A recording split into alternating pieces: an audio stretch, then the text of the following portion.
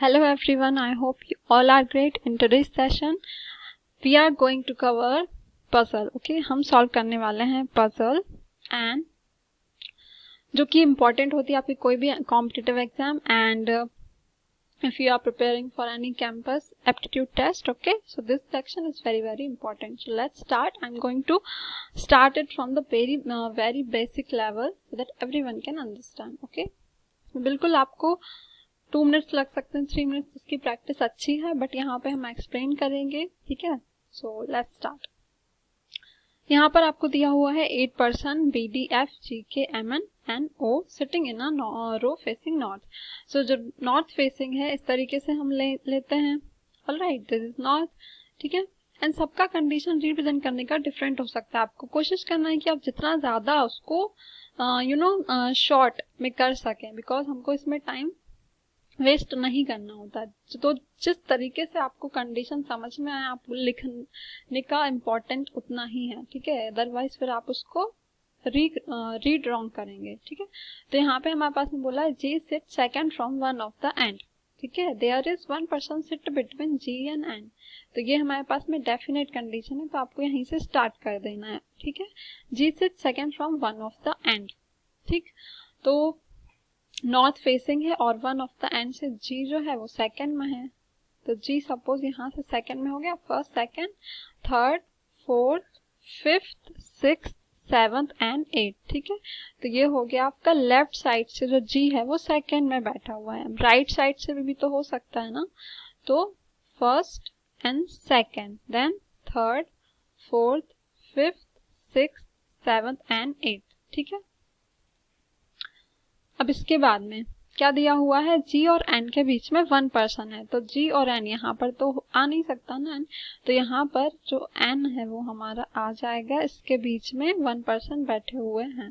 ठीक है, एक पर्सन बैठा है. ओ सॉरी, जी और एन के बीच में जो है एक पर्सन बैठा है, तो एन आपका आ जाएगा यहाँ पर. ठीक है, और ये यहाँ पर आपका एन है. ऑलराइट, इसके बाद में क्या बोला है, B sits 4 to the left of O. Suppose ये ओ है, इसके लेफ्ट में, लेफ्ट इसका ये होगा, ये लेफ्ट होगा, ये राइट होगा क्योंकि ये नॉर्थ फेसिंग कर रहा है.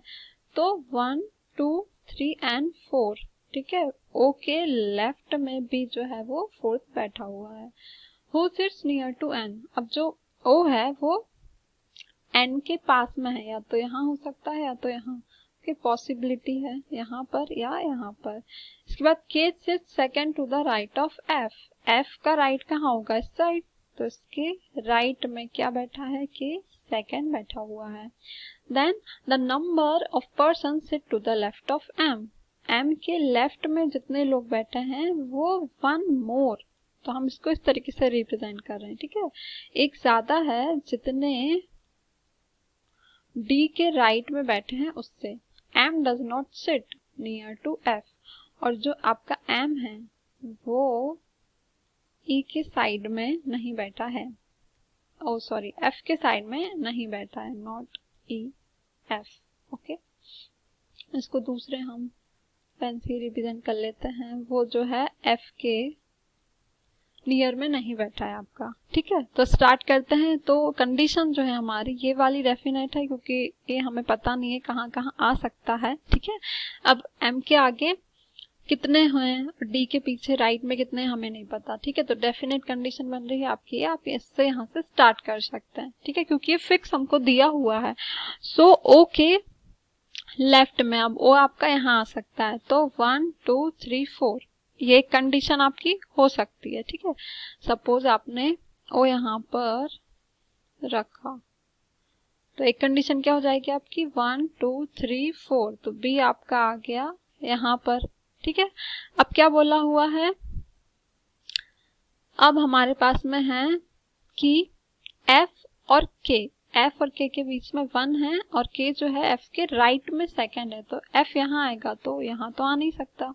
ठीक है, यहाँ आएगा तो यहाँ, और यहाँ आएगा तो नॉट पॉसिबल. तो यही वाली हमारे पास में एक प्लेस है. ठीक है, तो आपने के को यहाँ रख दिया. इसके बाद में क्या है आपके पास में, what you have is M के लेफ्ट में जितना है वो एक ज्यादा है. सपोज m आपका यहाँ आ जाता है, m आपका यहाँ जाता है, तो यहाँ पे कितने हो गए, m के लेफ्ट में कितने हो गए आपके पास में 2, और यहाँ एक ही पोजीशन बची है, d के राइट में आपके पास में कितने हो गए 1, ठीक है। और जो m के पास में नहीं होना चाहिए, m does not sit near to f, m जो है वो f के पास में नहीं बैठा है, ठीक है, तो बिल्कुल नहीं बैठा है उसके पास में। तो ये पजल तो हमारी सॉल्व हो गई।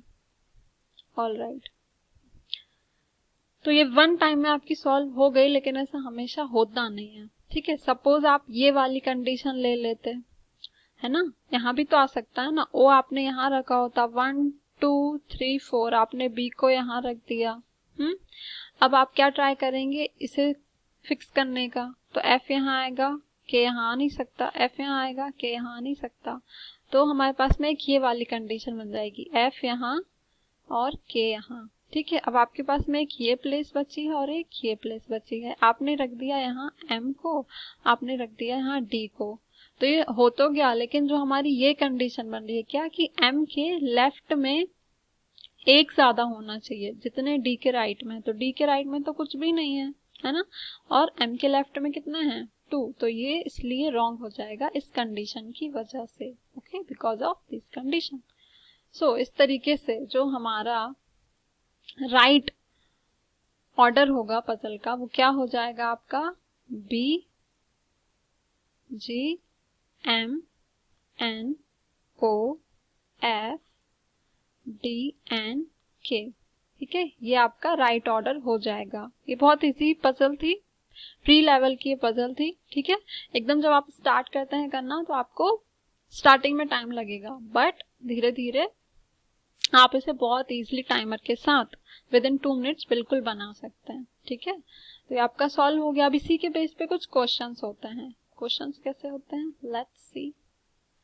ये रहे सपोज और व्हाट, ये रहे आपके क्वेश्चन, ठीक है। फर्स्ट क्वेश्चन क्या है आपका, who among the following is immediate neighbour of D, D का इमीडिएट नेबर कौन है, तो देख लेते हैं। डी ये रहा, इमीडिएट नेबर कौन है इसके, के और एफ, तो ऑप्शन में क्या है हमारे पास में के एन एफ, तो इसमें तो दोनों ही ऑप्शन में है, तो क्या जाएगा आइदर ए और सी, और बोथ ए और सी, क्या आना चाहिए बोथ ए और सी, क्योंकि दोनों ही इसके क्या हैं, एफ एन के इसके नेबर्स हैं, ठीक है।